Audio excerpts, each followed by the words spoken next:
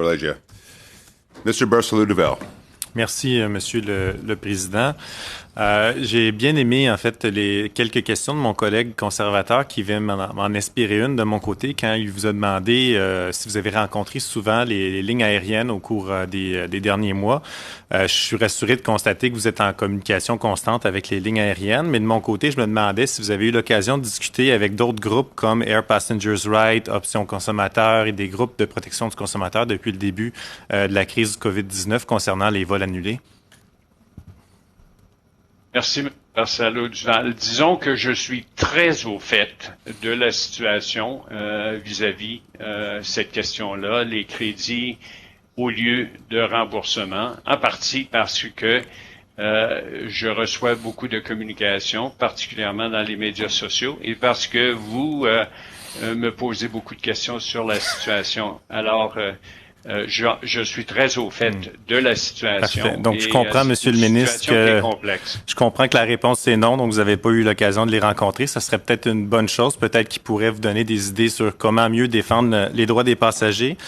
Dans le budget supplémentaire des dépenses A, je vois qu'il n'y a pas de montant supplémentaire pour l'Office des transports du Canada, mais il y a quand même 32 millions là, dans les autorisations proposées.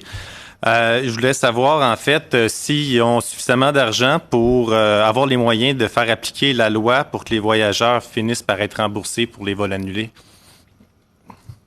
Merci pour la question. Nous avons augmenté leur budget comparativement à l'an dernier et c'était pour anticiper qu'il y aurait plus de demandes vis-à-vis les droits des passagers et d'autres enjeux, par exemple l'accessibilité pour laquelle ils ont une grande responsabilité.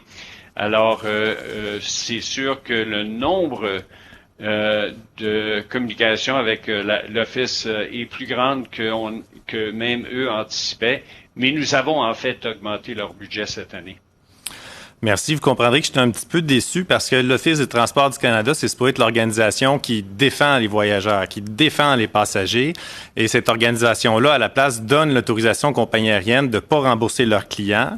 L'Office des transports a même donné aux lignes aériennes le droit de traiter aucune plainte d'ici le 28 octobre concernant toute la période de la COVID où justement les vols ont été annulés.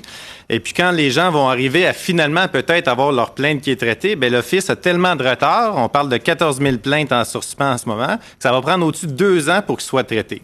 Le pire, en fait, c'est que quand vous avez été interpellé par les médias, la journaliste Mélanie Merki de la presse, si je me trompe pas, vous avez même pas pris la peine de répondre. C'est votre attaché de presse qui a répondu, et je cite la citation, « Il révèle de la compétence de l'OTC d'enquêter sur les plaintes concernant sa réglementation comme bon lui semble. » Moi, je me demandais si ça vous intéressait, ce problème-là, et si vous allez finalement finir par vous y pencher. Ça m'intéresse énormément parce que je l'entends parler tous les jours. Deuxièmement, je ferai un ajustement à la façon que vous avez décrit le rôle de l'Office des transports du Canada. C'est un organe quasi-judiciaire qui est là pour s'assurer que quand il y a une plainte, que ça soit traité pour s'assurer que dans le cas des lignes aériennes, qu'ils ont bien traité et suivi les règles dans leur prise de décision. Alors, c'est pas juste pour défendre, c'est pour les consommateurs, c'est pour prendre les bonnes décisions concernant qui a raison et qui doit être compensé. Une autre question que j'aurais pour vous, parce que les crédits voyage que les compagnies aériennes donnent, j'aimerais savoir s'ils ont cours légal au Canada. Savoir si, par exemple, on peut payer nos impôts avec des crédits voyage.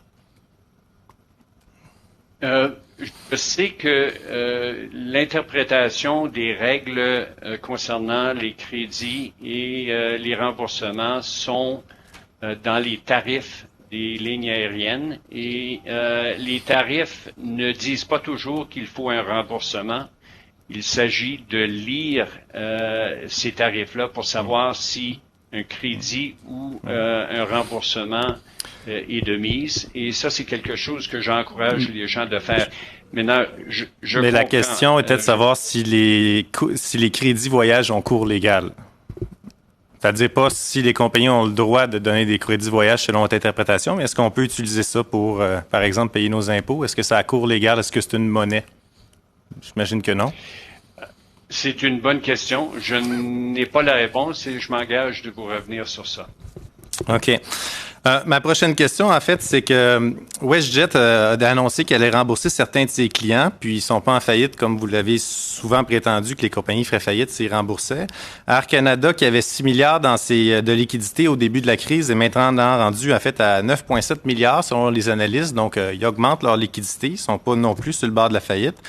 Et dans le cas d'Air Transat, ils ont dit même qu'eux, ils seraient prêts à rembourser les clients si jamais il y avait une aide de la part du gouvernement. Alors, je me demandais s'il y a une aide quelconque qui allait être donnée de la gouvernement dans le futur. Est-ce que ça va être conditionnel, justement, au remboursement des voyageurs?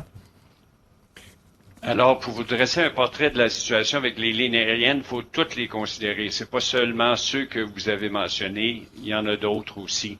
Alors, la situation en ce moment est que beaucoup de ces lignes aériennes-là ne fonctionnent pas du tout ou très, très peu. Alors, ils ont presque pas de revenus en ce moment.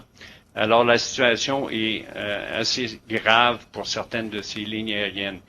En même temps, comme je l'ai bien dit souvent, je m'attends à ce que les lignes aériennes fassent tout leur possible pour compenser de la meilleure façon leurs passagers quand les circonstances le permettent, parce que c'est une obligation de la part des lignes aériennes. En ce moment, on vit cette situation-là. On a mis certains programmes en place comme la subvention salariale pour les lignes aériennes et certaines s'en servent. Et également. Merci. Je pense que vous avez pas mal répondu à ma question. Mais ce que j'aurais aimé savoir, en fait, vous avez dit qu'il y en a qui ont les. Mr. Barcelo-Duval, Okay. Thank you, Minister Garneau.